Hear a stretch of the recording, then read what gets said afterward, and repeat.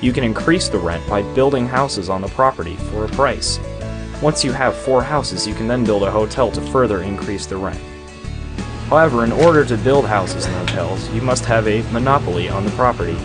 You get a monopoly by owning all the properties of the same color on the board. The goal is to buy and develop as many properties as you can in order to bankrupt all of your opponents, but if you don't have time, the person with the most money wins. Not every square on the board is a property. If you land on a chance or community chest card, you draw a card from one of the decks and follow the instructions on it. The cards can give you money, take away money, or even send you to jail. If you are sent to jail, your piece is placed on the jail square and not allowed to move.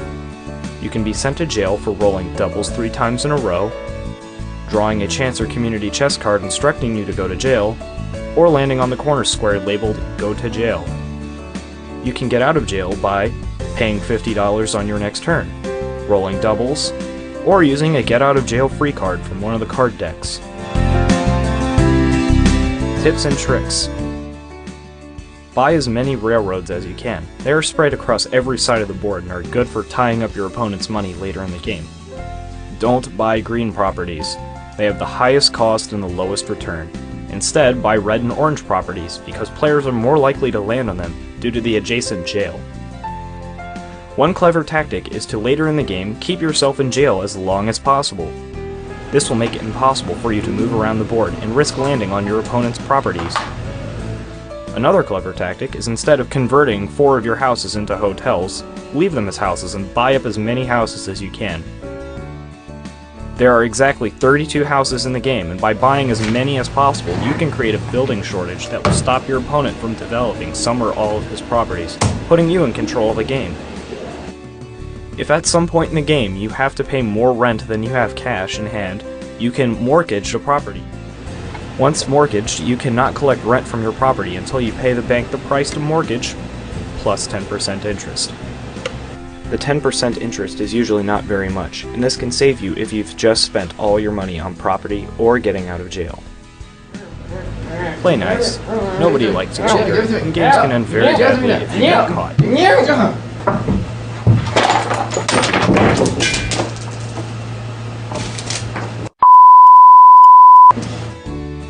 Enjoy playing Monopoly, the classic family board game.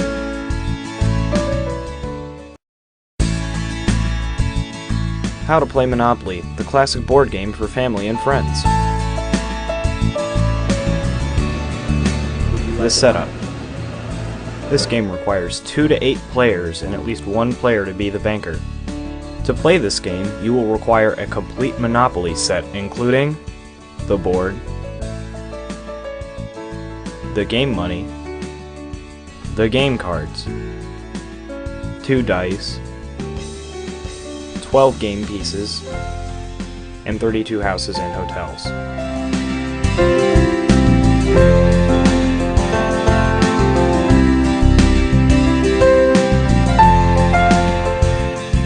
Make sure you have enough time for a game. Give yourself at least 2 hours, but you will probably need more. Hasbro claims the longest game of Monopoly ever played lasted over 10 weeks. The rules. First, each player selects a game piece and 1 player is selected to be the banker. The banker will manage all the cards and money not in play. Each player starts with $1,500 in the form of 2 $500 bills, 2 $100 bills, 2 $50 bills, 6 $20 bills, 5 $10 bills, 5 $5 bills, and 5 $1 bills. Each player rolls the dice and the player with the highest roll goes first. Play then continues clockwise around the board. Each turn, each player will roll the dice, and the sum of the numbers on the 2 dice will determine how many squares the player advances his piece along the board. If you land on a property, you can purchase it for the amount printed on the board. Once you own a property, any other player who lands on it must pay you the amount or rent listed on the card.